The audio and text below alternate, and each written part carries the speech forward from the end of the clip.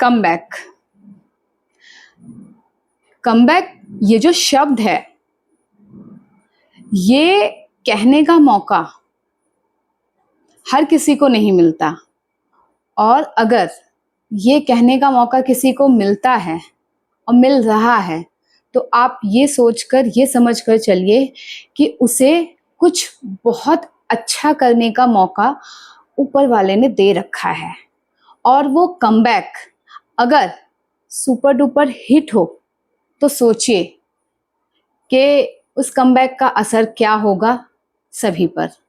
नमस्कार, मैं डॉक्टर बीना शर्मा, खास हमारे आसपास पे आज आप सभी को ऐसे ही एक इंस्पायरिंग पर्सनैलिटी से मिलवाने वाली हूँ जो कि थिएटर आर्टिस्ट हैं, साथ ही साथ लाइफ में।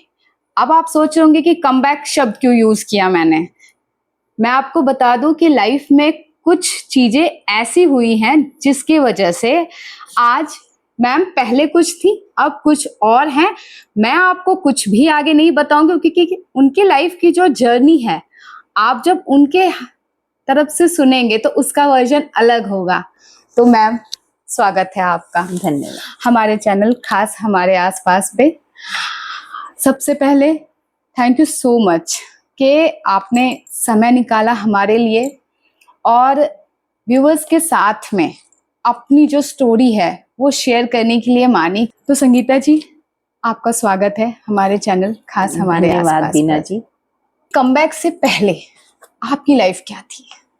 एक मतलब शुरू से ही काफी सोशल रही हूँ और कुछ ना कुछ इवेंट ऑर्गेनाइज करना, या जब भी मुझे कोई मौका मिलता था किसी काम का तो मैं वो करने में अपना पूरे मन तन से लग जाती थी। मुझे शुरू से ही एक इच्छा रहती थी कि मैं किसी के लिए कुछ कर पाऊँ। ये भी मेरा एक शौक था, ये भी पैशन था मेरा, कि अगर मुझे कोई मौका मिले किसी के लिए कुछ करने का तो वो मैं कर जाती थी। इनफैक्ट किसी को पता भी नहीं चलता था। बस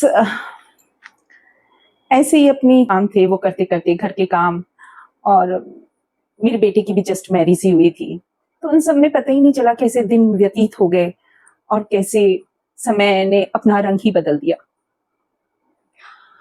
मैम, जो जिस चीज की हम बात करने वाले हैं अब, इसके बारे में पहले हमें मेंटली प्रिपेयर होना पड़ता है।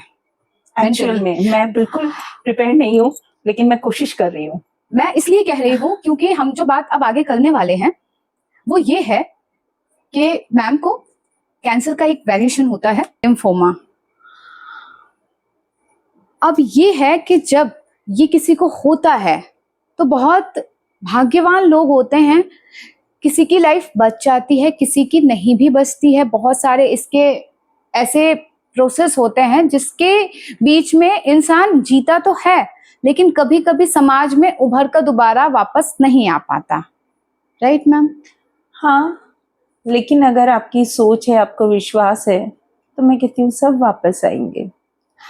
मैम, इन चीजों के बारे में बात करने से पहले मैं आपकी अर्ली लाइफ जानना चाहती हूँ। जैसे कि आप थिएटर आर्टिस्ट हैं, तो थिएटर आर्टिस्ट ये आपका पहले से ही सपना था कि मुझे बनना है, या एज अ जॉब आपने इसे सिलेक्ट किया? नहीं नहीं, थिएटर आर्टिस्ट मैं हूँ ये मुझे भी नहीं पता था। इसमें मैं क्रेडिट दूंगी अपने हस्बैंड को। ओके। उनको शौक चढ़ा, वो डायरेक्टर भी हुए, उन्होंने थिएटर में भी डायरेक्शन किया है, तो मुझे भी एक चांस मिला। जब मुझे चांस मिला, सबसे पहला मेरा थिएटर था पंछी ऐसे आते हैं। जब मैंने वो किया और मुझे इतना अप्रिशिएट किया कि और जितने भी आर्टिस्ट थे वो पीछे रह गए, सबने इतना अप्रिशिएट किया। फिर तो मुझे पैशन सा लग गया, शौक चढ़ गया कि मुझे तो अब थिएटर करना ही है। उसके बाद बहुत सारी अपॉर्चुनिटी आई मुझे, और एक के एक बाद मैंने थिएटर किया। इवन मैंने बाहर भी, आउट ऑफ देहरादून, मतलब शहरों में भी जाके थिएटर किया। बहुत ज़्यादा तो नहीं, पर 5-6 मैंने थिएटर शो किए हैं। बहुत अच्छा एक्सपीरियंस रहा, और आज भी मैं मूवी से ज़्यादा थिएटर पसंद करती हूँ। I love theatre.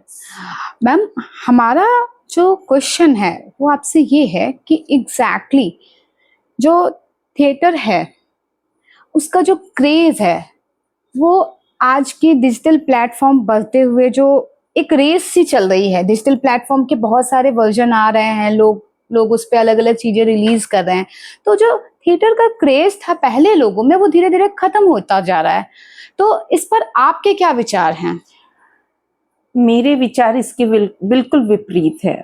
मुझे लगता है थिएटर का क्रेज बढ़ता जा रहा है। ओके। बीच में तो बिल्कुल लुत्फ हो गया था। अब तो थिएटर शो देखने, रिसेंटली मैं भी अभी एक थिएटर शो देखने गई हूँ। उसकी टिकट्स खूब मतलब थी 500 रुपीज पर पर्सन, और लोग देखने जाते हैं। जब सेलिब्रिटी करते हैं तो देखने जाते हैं। लेकिन हाँ, एक बात और है, जब लोकल थिएटर होता है तो उसमें कोई 50 रुपए की टिकट तक नहीं लेना चाहता। और जो थिएटर के मेन कलाकार हैं, जो उसको डायरेक्टर होते हैं, जो भी प्रोड्यूसर हैं, उन्हें अपनी पॉकेट से खर्च करना पड़ता है। ये प्रॉब्लम्स बहुत ज़्यादा देखी गई हैं। पर थिएटर के लोग बाग शौकीन हैं, पर पैसा नहीं खर्च करना चाहते थिएटर पे। मतलब सिंपल और साधारण शब्दों में अगर इस बात को हम गले के नीचे उतारना चाहें तो बात ये है कि कमर्शियल वे में कहीं ना कहीं आज थिएटर जो है वो लॉस में चल रहा है। No doubt. मैम ने अभी एक बहुत अच्छी बात कही कि जो डायरेक्टर्स हैं, राइट मैम, बिल्कुल। वो अपनी जेब से पैसा लगा रहे हैं। बिल्कुल। कोई भी बिजनेस या कोई भी काम जब तक आप प्रॉफिटेबल नहीं हो उसमें, राइट, बिल्कुल। तब तक वो काम एक सक्सेस के कगार पर नहीं पहुंच पाएगा। और वही हाल शायद थिएटर के साथ हो रहा है। और आप कह सकते हैं कि ये बहुत दुर्भाग्यपूर्ण है कि जिस चीज से सिनेमा, एक वक्त पे सिनेमा ग्रो कर रहा था, राइट मैम, जब बिल्कुल। सिनेमा आज से पहले, काफी सालों पहले जब फिल्में बन रही थी, उससे पहले भी थिएटर ही चल रहा था एक्चुअल में, है ना। अगर हम बहुत सारे प्रोडक्शन हाउस देखें या सारी चीजें देखें तो थिएटर ही चल रहा था। लेकिन जिस चीज से ये सिनेमा उभर कर सबके सामने आया, समाज में लोगों तक अपनी बात पहुंचाने का मुद्दा बना, साधन बना, आज वही थिएटर, मैम ने बहुत अच्छी एक शब्द कही है, लुप्त हो गया। बिल्कुल। ओटीटी और रील्स क्या थिएटर के इस दबते क्रेज को एक बार फिर से उभार सकता है? बिल्कुल, मुझे भी लगता है अगर इस चीज पे काम किया जाए तो बिल्कुल थिएटर को ऊंचाई मिलेगी ही। इसमें कोई डाउट नहीं है, क्योंकि रील स्टोरी इतनी कॉमन हो रही है और इससे हम लोगों को एक प्लेटफॉर्म दे सकते हैं, लोगों को जागरूक कर सकते हैं कि आप थिएटर जाइए। लेकिन मुझे उसी के साथ एक चीज लगती है, हमारी सरकार को भी कुछ इसके लिए करना चाहिए, जिससे जो थिएटर करने वाले लोग हैं अपनी पॉकेट से, अपने शौक के लिए करते हैं, वो नहीं कर पाते। मैम ने कहते हैं ना कि दुखती रग पे हाथ रख दिया। बहुत अच्छी बात कही संगीता जी ने कि सरकार को इस चीज के बारे में सोचना चाहिए। थिएटर भी तो रोजगार का एक माध्यम है, उसमें जो कलाकार काम कर रहे हैं वो भी तो रोजगार से जुड़े हुए हैं। अगर थिएटर का क्रेज खत्म होता जाएगा इसी तरह से, तो जो कलाकार हैं कहीं ना कहीं उन्हें भी इन चीजों को छोड़ के अपने जीवनचर्या को चलाने के लिए एक नए माध्यम की खोज होगी। और ये जो थिएटर शब्द आप सुन रहे हैं वो शायद नहीं रहेगा, राइट मैम? बिल्कुल। इसी के साथ मैं ये भी कहना चाहूंगी, रोजगार तो बहुत दूर की बात है। जो भी थिएटर कर रहे हैं ना इस टाइम पे, इनफैक्ट देहरादून में तो वहां पे अपनी पॉकेट से खर्च करके ही कर रहा है, टोटली अपनी पॉकेट से। इवन हॉल तक नहीं मिलते हैं, जहाँ पे शो होना है वो ऑडिटोरियम मिलता नहीं है। मैम, आप इस चीज से ऑलरेडी गुजर चुकी हैं, आगे भी आप थिएटर के लिए इंटरेस्टेड हैं। अब मैं आपसे एक, जो मेरा क्वेश्चन है वो ये है कि क्या सोशल मीडिया सच्चे कलाकारों के साथ अन्याय कर रही है? सही बताऊं तो इसका रिप्लाई मैं बहुत अच्छा नहीं दे पाऊंगी, क्योंकि सोशल मीडिया वो मीडिया है जो किसी भी कलाकार को उबार सकती है, और चाहे तो वो क्या नहीं कर सकती। ओके। सोशल मीडिया एक ऐसी चीज है, हम्म। किसी का भी काम नहीं बन रहा तो उसे बना सकती है, ओके। और किसी का नहीं बनाना तो बिगाड़ भी सकती है। सोशल मीडिया का तो यही काम है, मेरी मतलब अपनी सोच में। पॉजिटिव नेगेटिव सभी कुछ, दोनों दोनों पक्ष हैं इसके, है ना। बिल्कुल। डिपेंड करता है कि आपके हाथ क्या लगा, क्या लगा, है ना। बिल्कुल बिल्कुल। डिपेंड करता है कि आपके हाथ क्या लगा। सोशल मीडिया बना भी सकती है, बिगाड़ भी सकती है। डिपेंड करता है कि आपका जो कंटेंट है वो लोगों को कनेक्ट कर पा रहा है या नहीं, और आप में कितनी क्रिएटिविटी है, आप क्रिएटिविटी है। कितना लोगों को सोशल वर्क में जो भी सोशली आप करते हैं, कितना उनको इम्प्रेस्ड कर सकते हैं। मैम, अभी तक की लाइफ में थिएटर का एक्सपीरियंस आपके साथ कैसा रहा? मैं क्या ही बताऊं, थिएटर तो मुझे इतना पसंद है ना। आज भी अगर कोई मुझे मूवी और थिएटर में से चूज करने को कहेगा तो मैं थिएटर ही चूज करूंगी, बिकॉज उसमें ना एफर्ट्स लगती हैं, और उसमें जो लाइव परफॉर्मेंस होती है उसकी बात ही कुछ और होती है। मज़ा आता है, और सामने ही सामने आपको लोग अप्रिशिएट करते हैं, मिलते हैं, आपकी तारीफ करते हैं, वो सुन के जो आपका दिल खुश होता है ना, उसकी तो बात ही कुछ और है। मैम, आपने जो बात कही वो कहीं ना कहीं से दिख रहा है कि आप कैसे थिएटर के साथ इंटरनली कनेक्टेड हैं। बिल्कुल। मैम, थिएटर में लोगों तक अपनी बात पहुंचाना कितना चैलेंजिंग होता है? थिएटर करना आसान नहीं है, हर कोई कर ही नहीं सकता थिएटर। थिएटर करने के लिए बिल्कुल आपको, मतलब किस तरह से, मैं अपनी थोड़ी सी बताती हूँ। थिएटर में हम शाम को 6 बजे निकल जाते थे प्रैक्टिस करने के लिए, और डेली 3 मंथ्स, और 9 बजे घर आते थे। उसके बाद डिनर करते थे। सबसे पहली चीज़, थिएटर के लिए आपको स्पेस नहीं मिलती थी। कभी कोई पुराना कच्चा स्कूल, वहाँ पे हम प्रैक्टिस करते थे, धूल मिट्टी, बट उसमें भी बड़ा मज़ा आता था, क्योंकि आपको शौक है और आपको अच्छा लग रहा है, मतलब फिर भी आप एंजॉय करते थे उसको। अभी आपने बहुत अच्छा उदाहरण दिया कि कैसे परिस्थितियां विपरीत रहती थी, लेकिन उस विपरीत परिस्थिति को भी अपने अनुरूप ढालना। और एक्चुअल थिएटर आर्टिस्ट वही है जो परिस्थितियों को अपने अनुरूप ढालकर अपने आप को उस परिस्थिति में संवार ले। Right ma'am? बिल्कुल। और भाई थिएटर में एक बात और है जी। डायलॉग याद करना वेरी डिफिकल्ट, आसान नहीं होता। आप दिन रात वही डायलॉग रट रहे हैं, आप सुबह वॉक कर रहे हैं तब भी वही डायलॉग रट रहे हैं, और जहाँ आप भूल जाते हैं तो फिर आपको लगता है आप पीछे हो गए हैं। तो कितना कितना डिफिकल्ट होता है।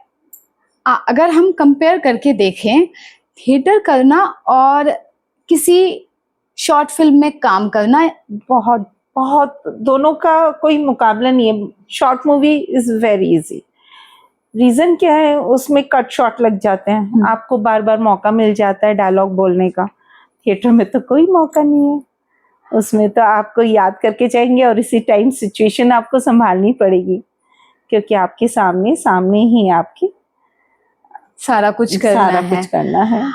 अगर हम सोच कर चलें तो थिएटर जो है वो कहीं ना कहीं हमारे लाइफ की रियलिटी है। बिल्कुल। Right ma'am? बिल्कुल बिल्कुल। लाइफ में जैसे कभी रीटेक का ऑप्शन नहीं होता कोई काम को करते वक्त, एज यूजुअल थिएटर का भी यही हाल है। अगर आप कलाकार हैं और उस टाइम पर उस कला में आप सक्षम नहीं हो पाए, अंदर तक नहीं जा पाए, तो आप उस चीज से चूक जाएंगे, लोगों को कनेक्ट करने से चूक जाएंगे, जो आपको बात रखनी थी। Right ma'am? बिल्कुल बिल्कुल। जो बात आपको लोगों तक पहुंचानी थी वो शायद लोग नहीं समझ पाएंगे। मैम, सबसे बड़ी बात यह है कि कोई भी प्रोफेशन हो उसमें महिलाओं को बहुत ज्यादा स्ट्रगल करना पड़ता है। जो थिएटर वाला फील्ड है इसमें महिलाओं की क्या मतलब संभावनाएं हैं और आपने क्या फेस किया है, हम आपसे जानना चाहेंगे थोड़ा सा। लोगों की अपनी अपनी अलग विचारधारा है। पर मेरा एक्सपीरियंस तो बहुत अच्छा रहा। मैंने जब जब थिएटर का करा, जो मेरी टीम थी, अतुल सर, संजय जी, सब लोग इतने कोऑपरेटिव और इतना साथ देने वाले थे। उन्होंने महिला या जेंट्स का कोई डिफरेंस देखा नहीं हमने, बल्कि हमारी ही थोड़ी ज़्यादा रिस्पेक्ट करते होंगे। तो मेरा एक्सपीरियंस पर्सनली तो बहुत अच्छा रहा। अब हमारे पॉडकास्ट का जो सबसे संवेदनशील भाग है वो मैं आपसे डिस्कस करना चाहूँगी। जब डॉक्टर ने पहली बार आपको बताया कि आपको है ये प्रॉब्लम, लिम्फोमा। लिम्फोमा, उस वक्त मन में क्या चल रहा था? मुझे विश्वास ही नहीं हुआ। मैं तो मानने को ही तैयार नहीं थी, और मैंने कम से कम 10 दिन माना भी नहीं है, नहीं ये टेस्ट दोबारा कराओ। मतलब बिल्कुल विश्वास ही नहीं हो रहा था। जब मुझे डायग्नोज हुआ, फिर वो रिपोर्ट फिर से आगे गई, क्योंकि मैं मानने को तैयार नहीं थी। बट फाइनली जब डिक्लेयर करना पड़ा, मतलब मैंने मान लिया, तो उसके बाद ठीक है यार, जो है ठीक है। पर मुझे हिम्मत नहीं हारनी है। मुझे अपने परिवार के लिए बिल्कुल हिम्मत नहीं हारनी है। वो पल बेशक मेरा ठहर गया था, लेकिन पल पल के बाद वो पल आता है जब आप शायद पहले से भी ज़्यादा हिम्मती हो जाते हैं। क्या आपको कभी लगा कि शायद अब जिंदगी पहले जैसी नहीं रहेगी? देखिए, इंसान हूँ तो सब तरीके के ख्याल तो आएंगे मन में, लेकिन मेरे मन में एक दृढ़ विश्वास था कि मैं पहले से भी बेहतर होके दिखाऊंगी। उसमें मेरा परिवार तो खैर मैं क्या ही बताऊं, कि मेरे बच्चे, मेरे हस्बैंड हर टाइम मेरे साथ थे, तो वो तो मेरी हिम्मत है। ये जो हूँ मैं आज उन्हीं की वजह से हूँ।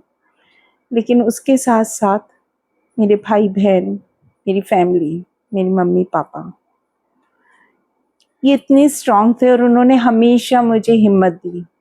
साथ ही एक बंदी का नाम लेना मैं चाहूँगी, डॉक्टर भावना, डॉक्टर मनीष जैन की वाइफ है। उन्होंने मुझे इतना प्यारा एग्जाम्पल दिया, इतना प्यारा एग्जाम्पल दिया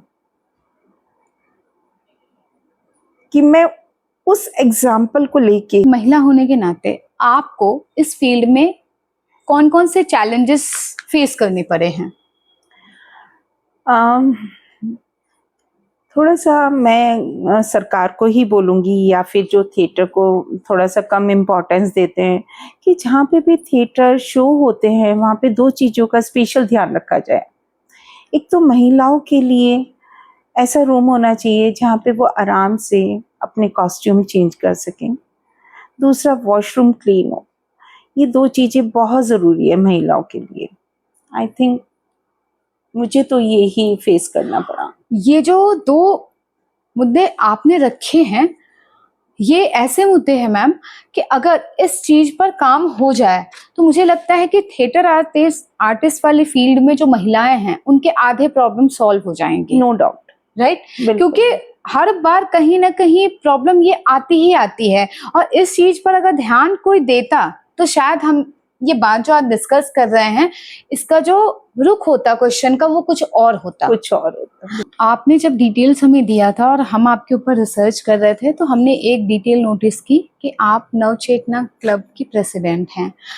हम जानना चाहेंगे कि आपका जो क्लब है वो महिलाओं के आने वाले भविष्य के लिए क्या क्या काम कर रहा है और उसमें आपका योगदान कहाँ कहाँ पर है?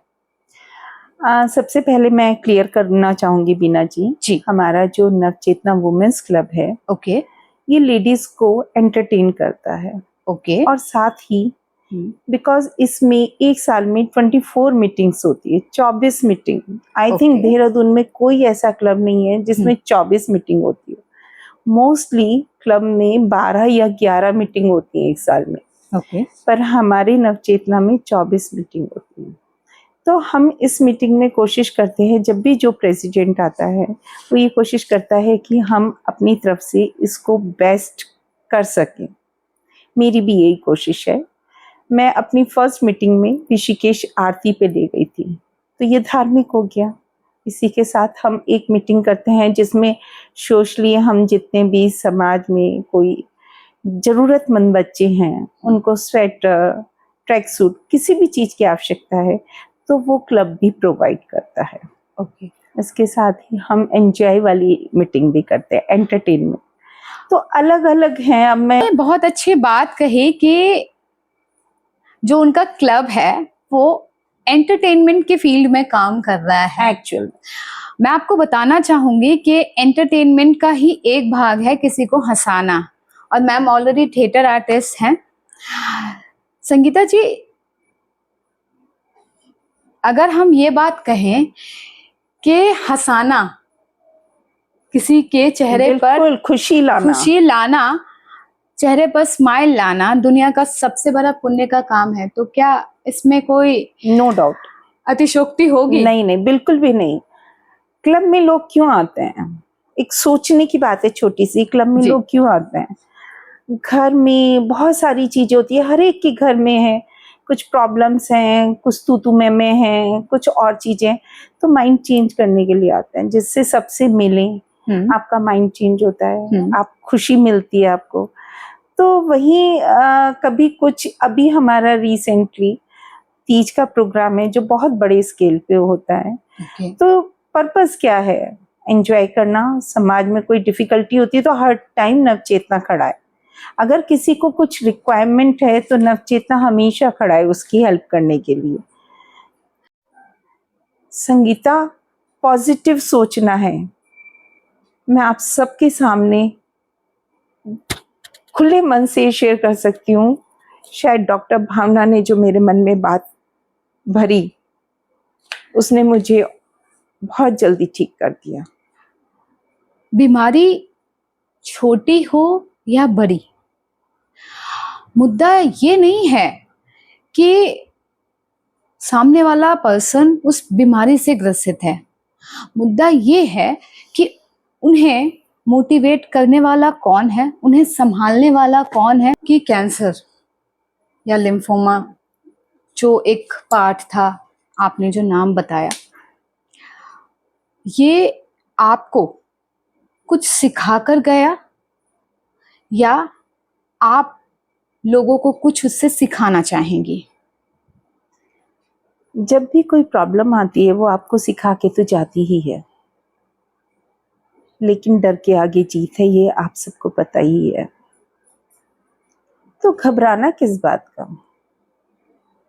हम इंसान हैं, जो हमें फेस करना पड़ेगा हम हिम्मत से करेंगे। डर के क्यों करना है या रोके क्यों करना है? जो प्रॉब्लम आई है उसे तो हर एक को ही सहन करना पड़ेगा। और किसके घर में प्रॉब्लम नहीं है? कोई मुझे बताए। हर घर में प्रॉब्लम है, किसी का पता चल जाता है, किसी का नहीं चलता। मैं तो इतना ही बोलूंगी कि यार जिंदा दिल बनो, हंसते रहो। दुनिया का क्या है, वो तो आपको देखेगी और आगे बढ़ जाएगी। आपको अपने परिवार को देखना है, आपको खुद को देखना है। आप खुद जैसे हो उससे ज्यादा सक्षम होके दिखाओ, आप मिसाल बन के दिखाओ। आप जिस बीमारी से उभर कर आज हम सबके सामने बैठी हैं, खास हमारे आसपास, सबसे पहले आपको सल्यूट करना चाहेगा ऐसा कुछ नहीं कि आप अपनी कहानी लोगों तक साझा करके लोगों को कुछ सिखाना चाह रहे हैं। बहुत हिम्मत चाहिए होती है इस चीज़ के लिए। अगर हमारे मन में कोई छोटी सी दुविधा भी चल रही होती है तो हम उस चीज़ को ऑन कैमरा कभी बता नहीं पाते, स्पेशली समाज के सामने। और आपने अपना वो दर्द जिसने आपको कभी अंदर तक झकझोर दिया था और आज हम सबके बीच साझा कर रही हैं, तो कहीं ना कहीं आप लोगों को एक संदेश दे रही हैं। अब मैं आपसे जानना चाहूंगी कि आपने वो सारे फेस स्ट्रगल जो थे वो देख लिए, महिलाओं को उन चीजों से सीखकर क्या संदेश देना चाहेंगी? हिम्मत नहीं हारनी है किसी भी चीज में, किसी भी फील्ड में। इवन बीमारी नहीं, कोई भी फील्ड हो, क्योंकि प्रॉब्लम्स खाली बीमारी में नहीं होती, प्रॉब्लम्स बहुत तरीके से आती है लाइफ में। आजकल डिवोर्स के बहुत केस चल रहे हैं।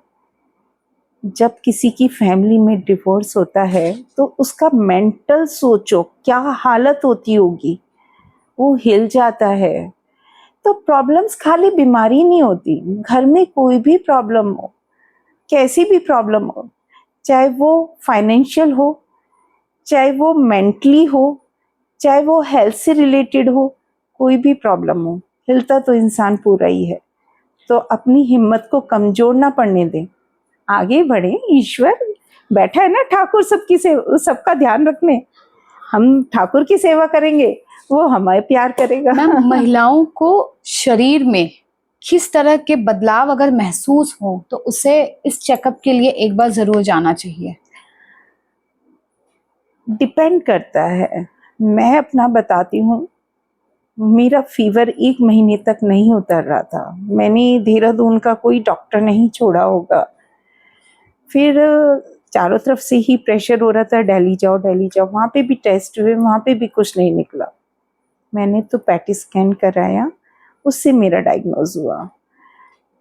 तो मुझे लगता है गवर्नमेंट को ऐसी फैसिलिटी प्रदान करनी चाहिए, और देहरादून में भी इस लेवल के डॉक्टर होने चाहिए जो लोगों को हर छोटी मोटी चीज के लिए बाहर ना भागना पड़े। काल से एक बदलाव की मांग करना चाहें तो वो बदलाव क्या होगा? ज़्यादा से ज़्यादा फैसिलिटी दी जाए, अच्छे टेस्ट दिए जाएं, और थोड़ा सा हर चीज़ में, खास तौर से बीमारी से रिलेटेड जितने भी टेस्ट हों उनकी कॉस्ट कम करी जाए।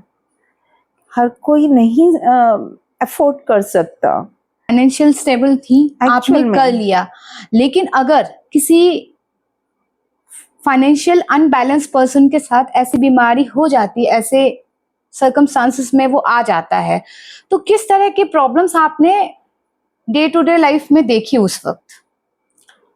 बहुत मुश्किल है, खास उसके लिए तो बहुत मुश्किल है। तो मैं सरकार से यही निवेदन करूंगी कि जितने भी ट्रीटमेंट हैं, जो भी कॉस्टली ट्रीटमेंट हैं, वो ऐसी सुविधाएं प्रदान करें जो वो लोग अफोर्ड कर पाए।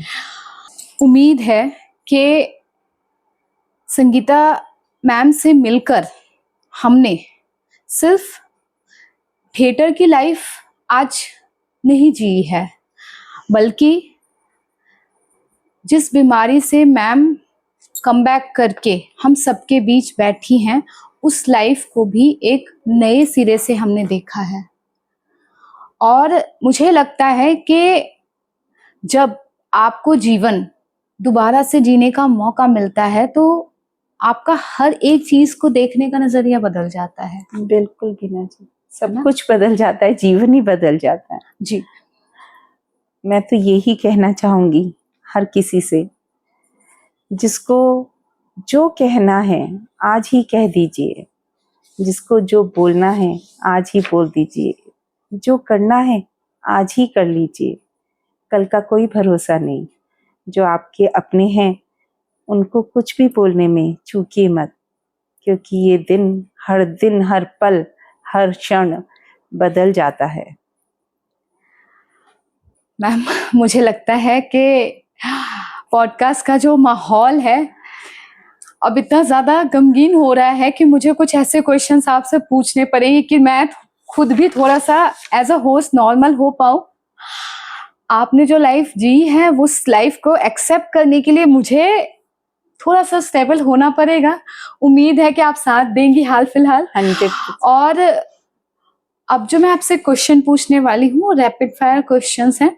आपको 2 चीज पूछूंगी जिसमें से आपको सिलेक्ट करके आंसर मुझे देना होगा। बिल्कुल। ओके, तो ये हमारा रैपिड फायर वाला क्वेश्चन है।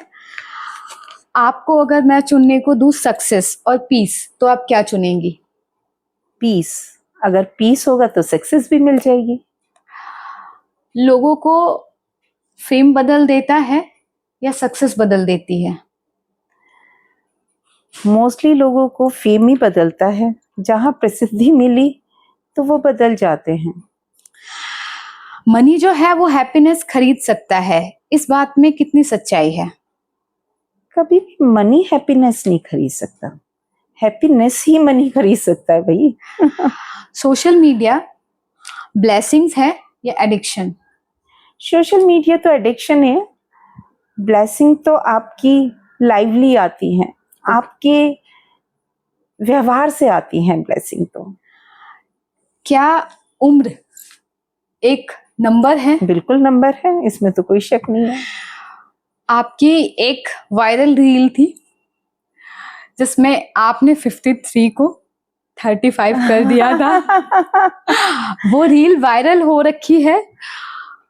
हमारे व्यूअर्स जरूर एक बार सर्च करके देखिए कि मैम की जो जिंदा दिली है, मैम भले 35 और 53 के बीच उस रील में जूझ रही है, राइट?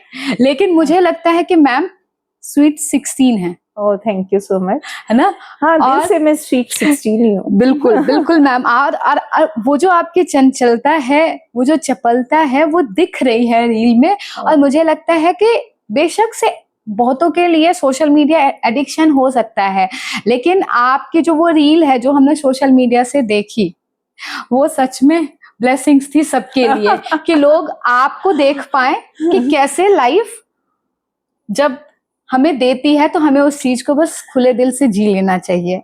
सीरियसली है ना? जिंदगी में और कुछ नहीं रखा, जियो और जीने दो, मिलो और सबसे मिलो। अब एक सवाल है मेरा आपसे कि ऐसी कौन सी बात है जो आपके बारे में लोग गलत सोचते हैं? थोड़ा सा हाँ उलझाने वाला मतलब सवाल हाँ है तो, पर कुछ लोग मुझे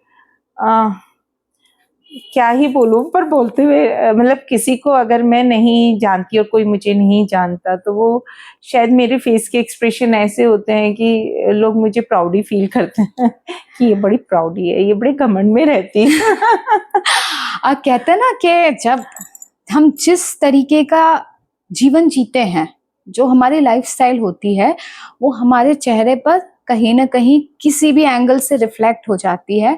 और आपने जो जीवन जिया है ना, उस चीज को अगर कोई फील कर पाता है तो अच्छी बात है कि वो समझे कि इंसान ऐसे भी लाइफ जीता है और ऐसे भी रह सकता है। बेशक से आप समाज को कुछ वो चीजें अपनी ना दिखाना चाहें, लेकिन आप कितनी सशक्त हैं वो आपकी पर्सनैलिटी से झलकता है। बीना जी, जैसे मैंने अभी बताया, आपने पहले क्वेश्चन पूछा था, उसी से रिगार्डिंग मैं आगे एक कुछ बात और बोलना चाहूंगी जी।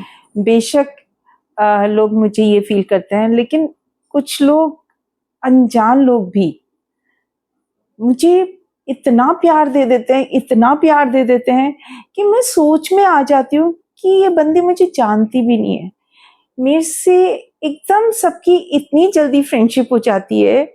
मैं कभी कभी खुद सोच में आ जाती हूँ, क्या मैं इस लायक हूँ कि सब लोग इतनी जल्दी मेरे से फ्रेंडशिप कर लेते हैं?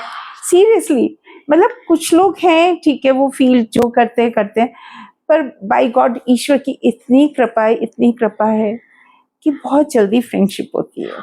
अगर आपके जीवन पर एक फिल्म बने, आप थिएटर आर्टिस्ट हैं, है ना, शॉर्ट फिल्म कई आपने कर रखे हैं, अगर आपके लाइफ पर एक फिल्म बने तो उसका नाम क्या होगा और आप किस टीवी कलाकार को अपने रोल में देखना चाहेंगे? क्या नाम है? अनुपमा रूपाली गांगुली। रूपाली गांगुली। आपकी तो फिल्म बनने से पहले हिट हो जाएगी, है ना? और मेरा टाइटल होगा friendship, I love friends. Okay, आपने जो बात कही इस बात को खास हमारे आसपास अपने व्यूअर्स तक पहुंचाएगा और उम्मीद है कि अगली बार जब हम मिलेंगे संगीता जी के साथ में तो उनकी लाइफ पर कुछ ऐसे ही क्रिएटिविटी के साथ मिलेंगे। उम्मीद रहेगी कि फिल्म के साथ ही मिले, क्योंकि मैम खुद थिएटर आर्टिस्ट हैं, तो हो सकता है अपनी लाइफ पर आने वाले टाइम पर कुछ बनाएं। जी मैम, क्योंकि लोगों को प्रेरणा चाहिए और प्रेरणा तभी मिलती है जब हम लोगों को किसी माध्यम के जरिए जोड़ते हैं। आप सोशल मीडिया के थ्रू भी जुड़ी हैं, थिएटर कर रही हैं, साथ ही शॉर्ट फिल्म करिए, आपके पास तो माध्यम के भंडार हैं। अब हमारा आखिरी सवाल, हमारे चैनल खास हमारे आसपास पर आकर आपको कैसा लगा? बहुत अच्छा है बीना जी, आपसे तो मिलके ही ऐसा इंस्पिरेशन सा आ रहा है और इतना अच्छा फील हो रहा है कि मैं क्या ही बताऊं। देखो ना, आपने बुलाया और मैं दौड़ी चली आई। तुमने पुकारा और हम चले आए। बहुत अलग वाली फीलिंग होती है तब जब हम किसी के बारे में सोचते हैं, समझते हैं और एक बार में लगता है कि एक बार हम उन्हें चैनल पर जरूर बुलाएं। मैम की स्टोरी सिर्फ एज अ थिएटर आर्टिस्ट खास हमारे आसपास को नहीं दिखानी थी, एक इंस्पिरेशन के तौर पे दिखानी थी कि जीवन कैसे होता है और कैसे हो जाता है और कैसे उस बिखरे हुए जीवन को समेट कर एक बार नए शिखर को गढ़ना पड़ता है। खास हमारे आसपास में हमेशा यही हमारा एक कोशिश आप कह सकते हैं कि रहता है कि हमारे आसपास के लोग जो हैं, जो मोटिवेशन के लिए हम यहाँ वहाँ घूमते हैं, पहले हमारे आसपास हम सर्च करें और इतनी नजदीक में इतना इंस्पिरेशनल स्टोरी था, उसे खास हमारे आसपास अपनी व्यूअर्स तक ना पहुंचाए, ऐसा हो ही नहीं सकता है। उम्मीद है संगीता मैम की स्टोरी आप सबको पसंद आएगी और आप सब कुछ ना कुछ सीखेंगे और जितना ज्यादा हो सकेगा आप सब लोग अपना प्यार देने की कोशिश करेंगे। अगले एपिसोड में हम ऐसे ही एक और नए इंस्पिरेशनल स्टोरी के साथ मिलेंगे। तब तक के लिए नमस्कार। बहुत बहुत धन्यवाद।